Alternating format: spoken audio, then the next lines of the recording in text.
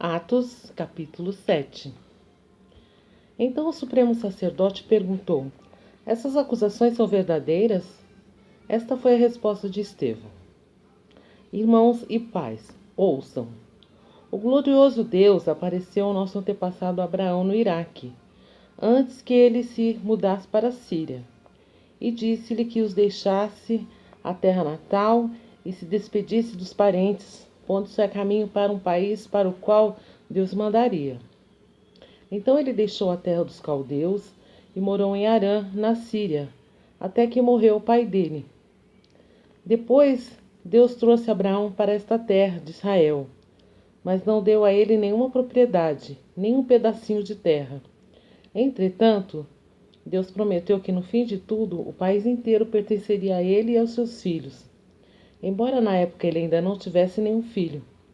Mas Deus também disse que esses filhos dele deixariam a terra, morariam em um país estrangeiro, e ali se tornariam escravos durante 400 anos. Porém, eu castigarei a nação que escravizar vocês, disse-lhe Deus, e depois o meu povo voltará a esta terra de Israel e me adorará aqui. Deus também deu a Abraão, naquele tempo, a cerimônia da circuncisão, como sinal de acordo entre Deus e o povo de Abraão. Por isso, Isaque, filho de Abraão, foi circuncidado quando estava com 8 dias de idade. Isaque tornou-se pai de Jacó, e Jacó foi o pai dos 12 patriarcas da nação judaica. Esses homens tiveram muita inveja de José, vendendo o irmão como escravo para o Egito. Porém, Deus estava com ele, livrando o rapaz de todas suas angústias e fazendo com que caísse na simpatia de Faraó, rei do Egito.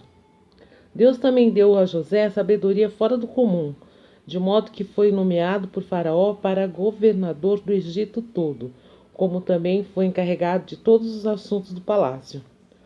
Porém, veio uma fome sobre o Egito e Canaã, e houve grande pobreza para os nossos antepassados.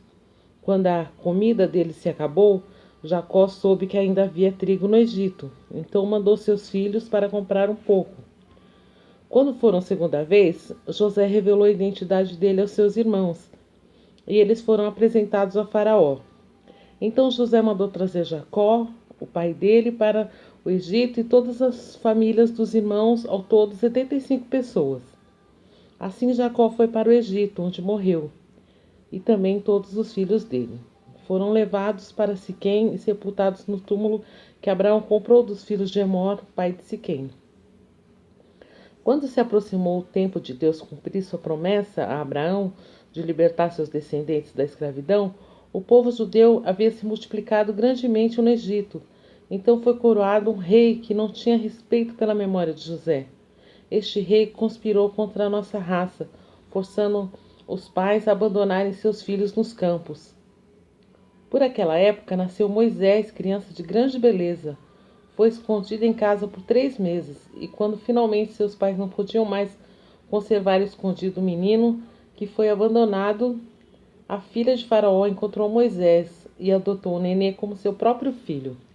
Ensinou-lhe toda a sabedoria dos egípcios, e ele tornou-se um poderoso príncipe e orador.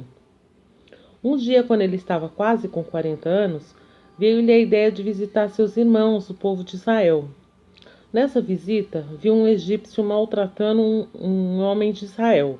Então Moisés, vingando a injustiça, matou o egípcio. Moisés esperava que seus irmãos entenderiam que ele tinha sido mandado por Deus para socorrer a todos eles, porém não entenderam. No outro dia, viu 2 homens de Israel brigando. Tentou agir como um pacificador. Senhores, disse ele, os senhores são irmãos e não deveriam estar brigando assim. Isso está errado. Porém, o homem que era culpado pela briga recusou ajudar Moisés. Quem fez de você autoridade a juiz sobre nós? Perguntou ele. Você vai me matar, como matou aquele egípcio ontem? Com isso, Moisés fugiu do país e morou na terra de Midian, onde nasceram seus 2 filhos. 40 anos depois, no deserto próximo ao Monte Sinai, um anjo apareceu a ele num arbusto que estava em fogo. Moisés viu aquilo e perguntou a si mesmo: o que seria? Ao chegar perto para ver, a voz do Senhor gritou-lhe: Eu sou o o Deus dos seus antepassados, de Abraão, Isaque e Jacó. Moisés tremeu de medo e não tinha coragem de olhar para cima. Depois o Senhor disse: Tire o calçado, porque você está pisando em chão sagrado. Eu vi a aflição do meu povo no Egito e ouvi seus clamores. Desci para libertar Israel. Venha que eu vou mandar você ao Egito. Assim Deus mandou de volta ao mesmo homem que seu povo havia desprezado antes, quando perguntaram a ele: Quem fez de você autoridade e juiz sobre nós? Moisés era enviado para ser a autoridade e o libertador deles, depois da visão do arbusto. Por meio de muitos milagres notáveis, ele os conduziu para fora do Egito e através do Mar Vermelho e pelo deserto durante 40 anos. O próprio Moisés disse ao povo de Israel: Deus levantará entre os irmãos de vocês um profeta muito parecido comigo.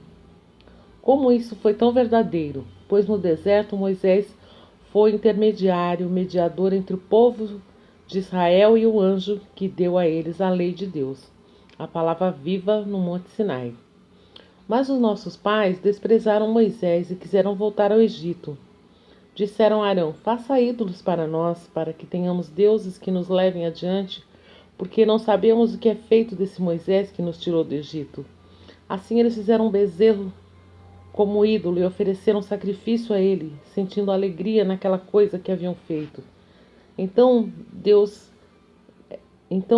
lhes deu as costas e abandonou a todos ali, deixando que servissem ao sol, à lua e às estrelas como deuses deles. No livro das profecias de Amós, o Senhor Deus pergunta: Foi a mim que vocês ofereceram sacrifícios naqueles 40 anos no deserto, ó povo de Israel? Não, o interesse verdadeiro de vocês estava nos seus deuses pagãos, Sicute, a deusa estrela, Kim, e em todas as imagens que vocês fizeram. Portanto, eu mandarei vocês como escravos para bem longe, além da Babilônia. Os nossos antepassados levavam com eles um templo portátil, ou seja, um tabernáculo através do deserto. Nele estavam guardadas as tábuas de pedra com os 10 mandamentos escritos. O tabernáculo foi fabricado exatamente de acordo com o plano que o anjo mostrou a Moisés. Anos depois, quando Josué conduziu as batalhas contra as nações estrangeiras, este tabernáculo foi levado com eles para o seu novo território e usado até no tempo de Davi. Deus abençoou grandemente a Davi, que pediu o privilégio de construir um templo permanente para Deus de Jacó. Porém, foi Salomão quem realmente construiu esse templo. Contudo, Deus não habita em templos feitos por mãos humanas. O céu é o meu trono, diz o Senhor por meio de seus profetas, e a terra é o estrado dos meus pés. Que espécie de casa vocês poderiam construir? Pergunta o Senhor. Eu poderia permanecer nela? Eu não fiz tanto o céu como a terra? Como vocês são duros de coração, terão de resistir para sempre ao Espírito Santo? Mas seus pais fizeram isso, e assim fazem vocês. Digam o nome de um profeta que os antepassados de vocês não perseguiram. Eles até mataram aqueles que profetizaram sobre a vinda do justo, o Messias, que vocês traíram e assassinaram. Sim, e vocês, de propósito, destruíram as leis de Deus, embora fossem recebidas das mãos dos anjos. Os líderes judaicos ficaram ardendo em raiva com a acusação de Estevão e rangiram os dentes de fúria.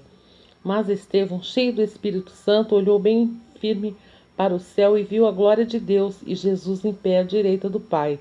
Então disse a eles: Olhem, eu estou vendo os céus abertos e Jesus, o Messias, em pé ao lado direito de Deus.